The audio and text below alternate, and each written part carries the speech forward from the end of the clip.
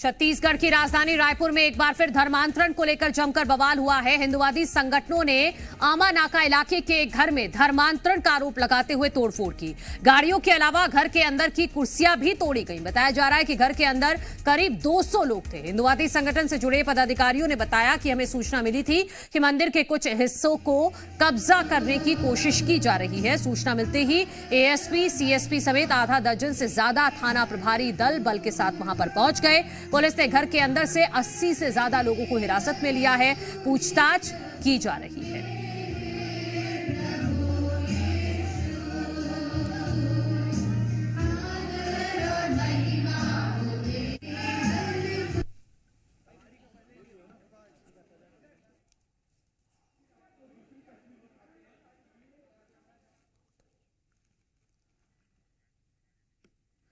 हमारे सहयोगी राजेश शेषा ज्यादा जानकारी के साथ जुड़ गए। राजेश, अभी फिलहाल कैसा माहौल है वहां पे, क्या अपडेट है?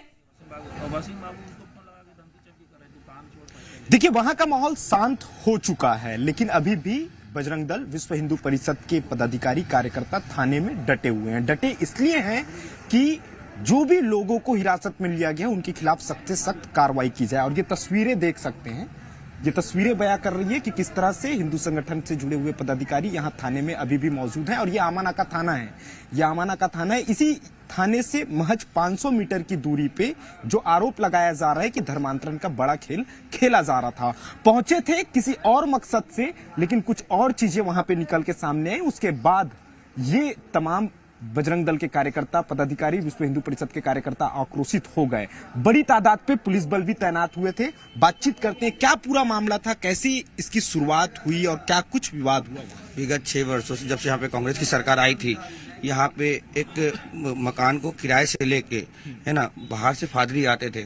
मध्यम वर्ग की जो महिलाएं हैं बस्तियों की, उनको बुलवा के शिक्षा, है ना, स्वास्थ्य, रोजगार के नाम पे ये लोग कन्वर्जन करवा रहे थे, धर्मांतरण करवा रहे थे।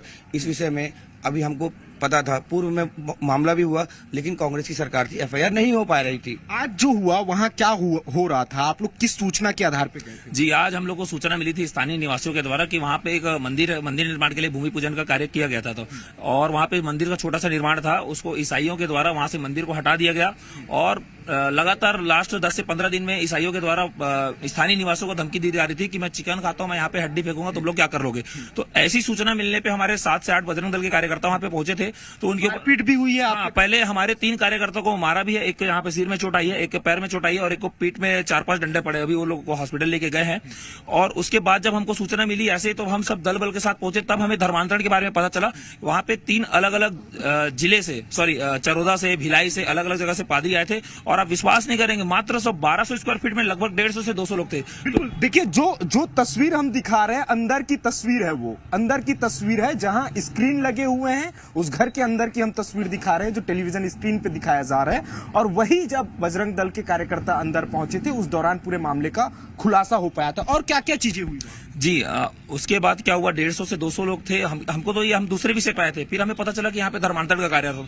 और जितने भी वहां पे थे सारे के सारे महिलाएं थे। लगभग 130 से 140 महिलाएं थे और कुछ लोग ही पुरुष थे। और ये ईसाई मिशनरी क्या कर रहे हैं कि महिलाओं को ला रहे हैं, महिलाओं को ब्रेन वॉश कर रहे हैं। और ताकि महिला क्या करती है, अपने घर जाती है, अपने पति को धर्मांतरण के लिए दबाव बनाती है। मैं 2-4 एग्जाम्पल भी देके बता सकता हूँ। एक भाई, अपना हिंदू भाई है, उसका मात्र 6 महीने की बेटी है। उसको महिला जब से चर्च जाना चालू की, उसको छोड़ करके चली गई है। और उस महिला का ये कहना है कि जब तक आप ईसाई नहीं बनोगे तब तक मैं घर आना नहीं चलूंगी। तो आप समझिए, एक 6 महीने के बच्चे के लिए वो लोग कैसे ब्रेन वॉश कर रहे हैं कि माँ अपने बच्चे को जो 9 महीना पेट में पालती है उसको छोड़ दी है। अभी आप लोग क्या मांग कर रहे हैं? इस विषय में ये है कि उस घर की जांच होना चाहिए। वो रेंट में घर था और अवैध कब्जा है। और दूसरी बात, जितने भी फादरी बाहर से आ रहे हैं उनका बैंक अकाउंट की जांच होना चाहिए कि इनके पास फंडिंग कहाँ से आ रही है, ये लोगों को उकसा क्यों रहे हैं, महिलाओं को ऐसा क्यों कर रहे हैं। सब हिंदू समाज के लोग। समिति की बात कह रहे थे ये लोग, जहाँ पे वो संचालित किया जा रहा था। समिति है, हमारी रजिस्टर्ड समिति है, ऐसा ठीक है, अच्छी बात। एनजीओ की भी बात हो रही है। वो एक चर्च तो नहीं है, मंदिर तो नहीं है ना, समिति है ना। एक साथ 200 लोग